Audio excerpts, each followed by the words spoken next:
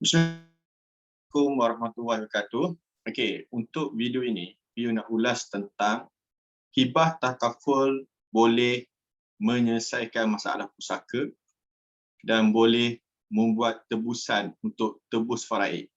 Okey, seperti yang Piu share sekarang di skrin adalah okey, memberi memberi peluang untuk tebus sebarang bahagian faraid waris yang leceh jika dibagi-bahagikan. Okey. Isu ni memang banyak yang dibicarakan oleh ejen takaful dengan hasrat apabila dikempen untuk waris klien dia ambil takaful, contoh 1 juta. Jadi dengan daripada duit 1 juta ini, okey, dia kata boleh selesaikan masalah pusaka dengan menebus bahagian pusaka orang lain. Adakah dengan hibah takaful ini betul-betul dapat menyelesaikan masalah pusaka ini? Okey, ini yang Piu nak ulaskan. Okey. Okey, kita ambil kes yang agak kritikal. Okey, iaitu seorang itu tidak ada stopper. Okey, maksud stopper ni yang membolehkan waris pusaka seseorang itu dibuka kepada adik-beradik. Okey, contoh Ahmad, dia tiada ayah, tiada atuk dan tiada anak lelaki. Okey, Ahmad ada ibu, isteri dan anak perempuan 2 orang. Okey. Siapakah waris Ahmad apabila Ahmad meninggal? Okey. Untuk waris Ahmad, ibu, isteri, anak perempuan 2 orang dan masuk adik-beradik lelaki Ahmad. Okey, katakanlah adik-beradik lelaki Ahmad 3 orang. Okey, tambah pula adik-beradik perempuan Ahmad 3 orang. Jadi berapakah total waris yang mewarisi rumah ahli yang Ahmad yang bernilai 1 juta? Okey, ibu 1 orang, isteri 1 orang, 2 orang, anak perempuan Ahmad 2 orang, jadi 4 orang. Okey, tambah anak lelaki adik lelaki Ahmad 3 orang, jadi berapa dah? 1 2 4 7 dan tambah 3 adik perempuan Ahmad 3 orang, jadi 10 orang. Rumah banglo yang dimiliki oleh Ahmad tadi bernilai 1 juta diwarisi oleh 10 orang. Agak-agak apa yang berlaku pada rumah ni? Ramai pemilik. Apa kata adik-beradik Ahmad tadi meninggal, akan masuk waris yang meninggal tadi. Mak Ahmad meninggal, masuk. Isteri Ahmad meninggal, masuk pula bapa mentua Ahmad dan mak mentua Ahmad, dan masuk lagi adik-beradik isteri. Sebab isteri tadi anggap tak ada stopper. Tadi ada ayah kan? Okey. Isteri tadi tak ada stopper. So tak ada adik-beradik. Katakanlah isteri tadi tak ada mak, tak ada ayah, tak ada anak lelaki. Masuk pula adik-beradik isteri dalam rumah tu. Jadi makin ramai. Jadi apa yang diberi solution oleh ejen takaful, ambil duit hibah takaful, papasan mati, hibahkan, dan duit tadi tebus bahagian-bahagian orang lain tadi. Adakah itu cara yang betul? Okey, kalau ikutnya, cara itu adalah cara yang tidak tepat. Kerana apa? Cara ini dia tidak menjamin klien tadi, iaitu anda sebagai klien, untuk memastikan hasrat untuk rumah ini diberi kepada anak tidak tercapai 100%. Dia boleh tercapai apabila waris tadi bersetuju untuk menerima tebusan tadi. Okey, dan tidak terjadi berlaku penyelesaian ini apabila waris tadi menolak tawaran tebusan anda. Dan Piu telah pernah mengalami satu kejadian.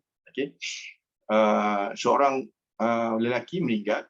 Okey, isteri tadi nak tebus bahagian mak mentua dan ayah mentua. Okey, mak mentua tidak menerima tebusan itu sebab sekarang harga dia 100,000 dan mungkin 10 tahun akan datang nilai rumah tu akan menjadi 200,000 bahagian mak tadi. Jadi mak mentua tadi fikir harga dia makin meningkat dan mak mentua tidak terima tebusan itu, dan masuklah mak mentua dia dalam rumah tu Dan kalau mak mentua dia meninggal, akan masuklah adik-beradik arwah tadi yang asal tadi. Sebab bila mak meninggal, masuklah anak dia, anak lelaki, anak perempuan mak dia masuk dalam. Jadi you nak beritahu, solution hibah takaful tidak menjamin anda untuk memastikan rumah ini tidak dimiliki oleh orang lain dengan menggunakan hibah takaful.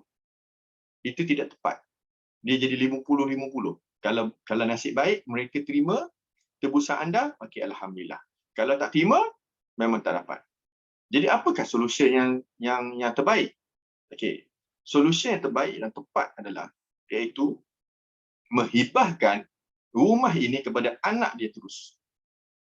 Contoh Ahmad tadi, dia buat satu dokumen hibahkan kepada anak. Dan apabila Ahmad meninggal, rumah ini tidak menjadi pusaka Ahmad. Kerana apa? Semasa Ahmad menghibahkan rumah ini kepada anak perempuan dia 2 orang tadi, rumah ini dah jadi milik anak 2 orang perempuan tadi. Yang meninggalnya Ahmad, owner rumah tu adalah anak Ahmad 2 orang tadi yang masih belum meninggal.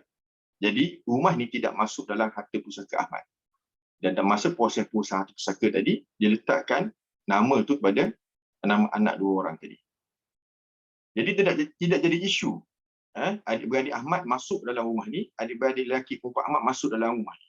Dan terus mendapat kepada anak Ahmad tadi. Dengan membuat hibah rumah. Walaupun masih dalam loan, boleh dilakukan untuk hibah rumah bercagar. Okey, dan dia memerlukan sedikit kos. Tidak mahal. Nilai dia sangat rendah. Okey. Kalau pergi beritahu secara generalnya lebih kurang 2,000 lebih.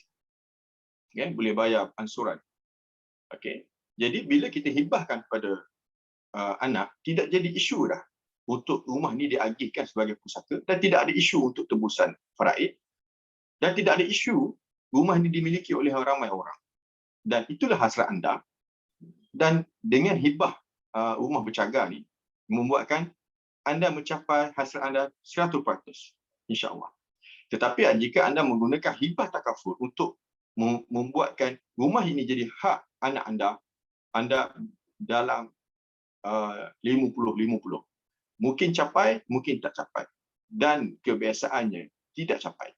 Sebab pelbagai sebab lah. Ada orang melihat nilai rumah itu semakin lama makin meningkat.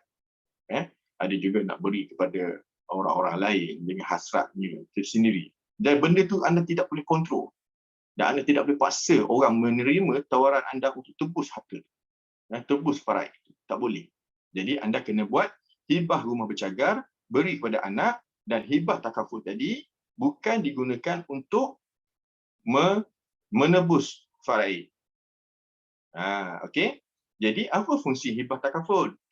Fungsi hibah takaful adalah untuk duit segera, duit cepat, yang banyak untuk sara hidup, meneruskan kehidupan. Okey, bila kita meninggal, dah ada papasan tu dah ada penama, sama ada wasiat ataupun hibah. Duit ini dapat dikeluarkan daripada syarikat takaful mungkin dalam seminggu 2 minggu, dan duit ini digunakan oleh waris untuk kehidupan, meneruskan kehidupan dengan cepat. Sebab kalau harta-harta lain memerlukan satu proses untuk menyelesaikan masalah pengurusan harta pusaka ni. Tapi kalau macam ada tempat-tempat yang ada penama, contoh ESB ada penama, K2SP ada penama, tabung haji ada penama, apa lagi yang ada penama. Okey.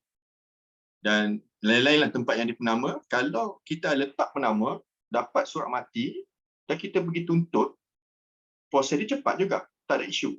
Yang ada isu adalah bila tak ada penama. Itu yang dibekukan dan makan masa. Tapi ejen takaful menyatakan semua harta beku. Tidak semua harta beku. Kalau ada penama tidak beku. Kalau tak ada penama itu beku sementara proses pengurusan harta pusaka. Okey, dan anda memang perlulah ambil hibah takaful ni untuk syaraan hidup anda dengan duit yang cepat. Okey, tambahan daripada duit yang ada pada dalam PSB, tabung haji, K2SP, dan tambah lagi dengan takaful. Okey. Soal ni sekarang ni, okey. Video ni sebenarnya nak cerita pasal hibah takaful tidak menjadi satu alat yang tepat untuk memastikan rumah ini diberikan kepada anak anda dengan cara menebus faraid. Cara yang tepat adalah anda membuat hibah rumah bercagar direct kepada anak anda.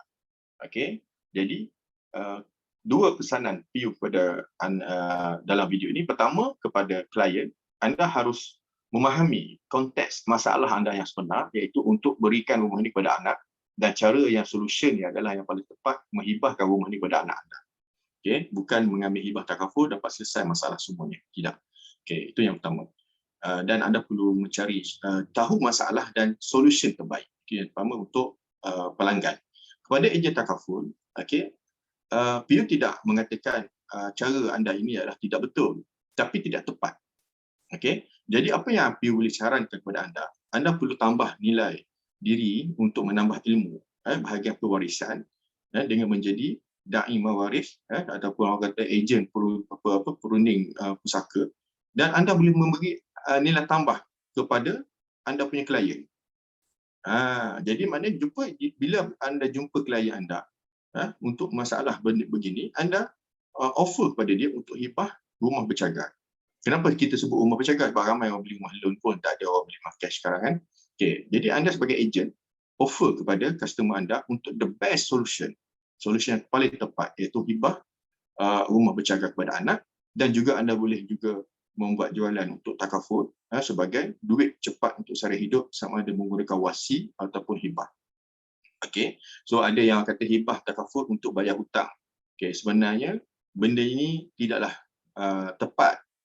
Semua bercakap adalah soal tidak tepat. Bukan kita menyatakan tidak betul, tapi tidak tepat. So sebenarnya untuk penerima hibah tidak wajib untuk membayar hutang kepada sebab itu duit dia dah, bukan duit orang lain, dan suka hati dia nak buat apa. Yang ini PU ulaskan dalam video lain. Untuk video ini khas untuk hibah takaful tebus faraid, itu satu tindakan yang tidak tepat. Dan hibahlah rumah itu kepada anak-anak untuk memastikan secure perkara ini boleh terjadi, berlaku hasrat itu dengan membuat hibah rumah bercagar, bukan hibah takaful. Hibah takaful tidak membantu untuk menguruskan harta pusaka. Tetapi masalah pusaka yang tidak terselesai adalah kerana pengurusan itu tidak diambil oleh orang yang mahir. Ejen takaful cerita kepada customer, harta dibekukan, pusaka terbeku. Tapi ambil hibah, selesai masalah pusaka. Sebenarnya, anda juga ejen akan menambah harta yang terbeku. Dalam harta terbeku tu, anda adalah penyumbang, antara yang akan menjadi penyumbang. Anda seorang yang banyak duit, hanya harta anda juga akan terbeku. Sebab apa? Sebab anda tak buat pengurusan harta pusaka. Tak ada elemen pengurusan.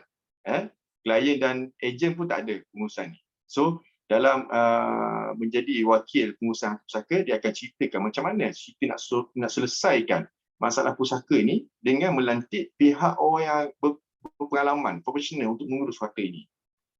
Harta kita, tanggungjawab kita. Kita perlu memastikan harta kita telah disetting untuk siapa akan mengisahkannya, ke mana duit ini akan pergi. So untuk video ini cukup untuk setakat ini. Semoga anda jelas. Jika ada keraguan, boleh hubungi PU di talian 0129099444 dan ini channel PU lah, Facebook, grup Facebook, Telegram, Instagram, TikTok, semualah, mana-mana saja. Dan kalau boleh share video ini kepada semua supaya dapat memahami cara penyelesaian yang tepat untuk mengatasi masalah. The right problem untuk selesai, kita selesai dengan right solution. So itu saja daripada PU. Terima kasih kerana menonton. Assalamualaikum warahmatullahi wabarakatuh.